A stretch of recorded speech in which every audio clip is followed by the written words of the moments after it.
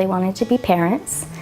And I think through watching both of my sisters adopt, one through foster care and one through private adoption, we just saw how much beauty there is in building a family based purely on loyalty. We wanted to adopt, but we knew that the foster program was the one that needed families the most. So that's why we decided to go that route. We approached this as a foster to adopt family. So the idea was that we would become certified to become a foster family to provide a safety net for a child.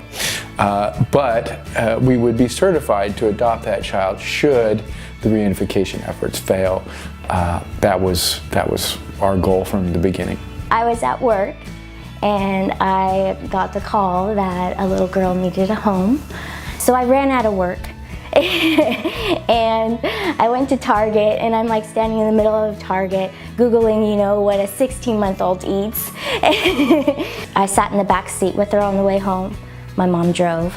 So yeah, she just kind of stared at me, and we're both two strangers meeting each other. I remember I came through the door about 7 o'clock in the evening. She was still up, and I was excited.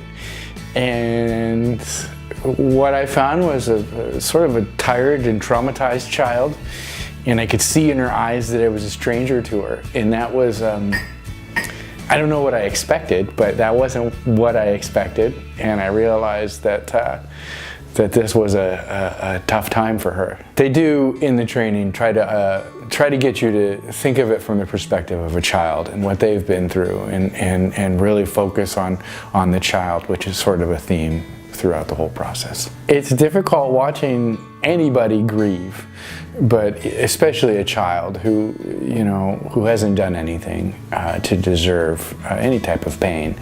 It's tough in that way.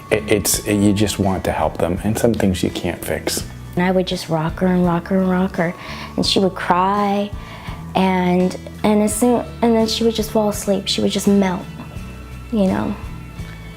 So it was yeah, a lot of hugs, a lot of love. I mean, that was pretty much our main tool. We've been provided a massive amount of resources from the school district, from the state, county to help her overcome some of the delays related to her to her early upbringing, and she's progressing. She's really blossoming. She's been in preschool now for a month.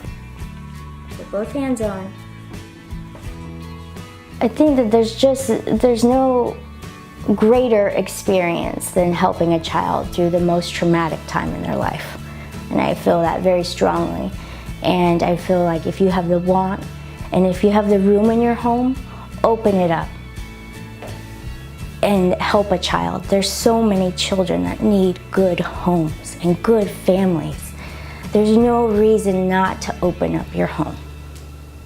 It doesn't take a certain type of person, it just takes heart.